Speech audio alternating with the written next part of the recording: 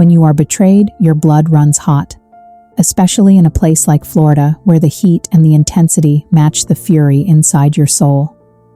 You see those headlines about real revenge stories, the slashed tires, the public confrontations, and you think, yes, that's what I want. I want them to hurt as much as I do. Today, I want to tell you about Maria, whose story became the ultimate act of payback, proving that the most spectacular revenge is the one that sets you free. Maria and Julian ran a successful small business near Miami. Their life was all sunshine, beautiful boat days, and networking events. Until Maria found the secret phone, the classic heartbreaking discovery. The texts were clear, the pictures undeniable. Julian wasn't just cheating. He was building a whole separate, sun-drenched life with his mistress right under her nose. Maria's first reaction was pure, undiluted rage. Her instinct was to execute the revenge you see in movies, ruin his business, expose him to their entire social circle, make him miserable. She spent a week in a dark, air-conditioned room, mapping out Julian's destruction. She had all the passwords, all the evidence, and all the motive.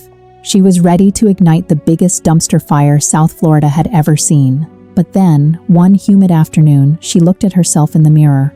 She hadn't slept. She was exhausted, pale, and consumed by Julian's failure. She realized something crucial. As long as she was plotting his misery, Julian still controlled her. Her entire focus was dedicated to his downfall, meaning her happiness was dependent on his suffering. She was still showing up for him, just in the role of the vengeful ex.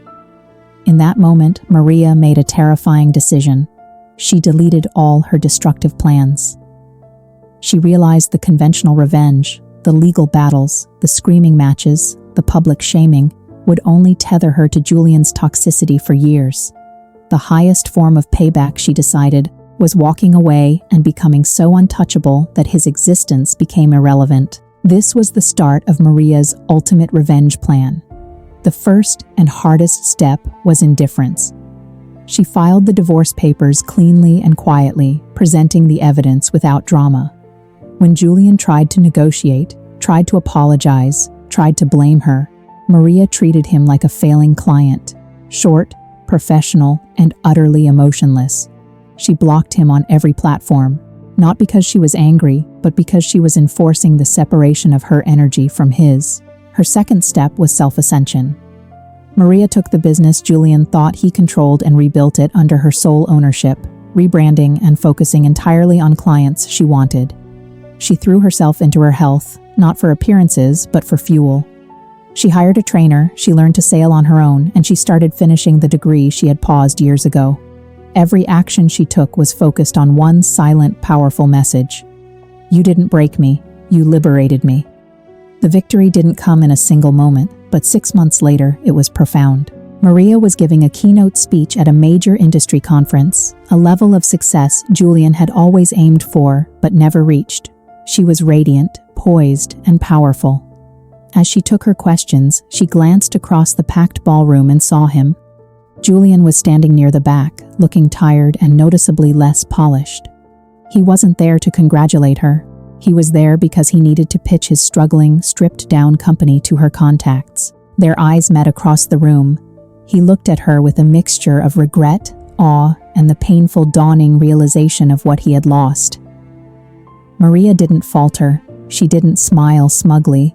She simply offered a polite, distant nod, the kind you give a forgotten acquaintance at an airport.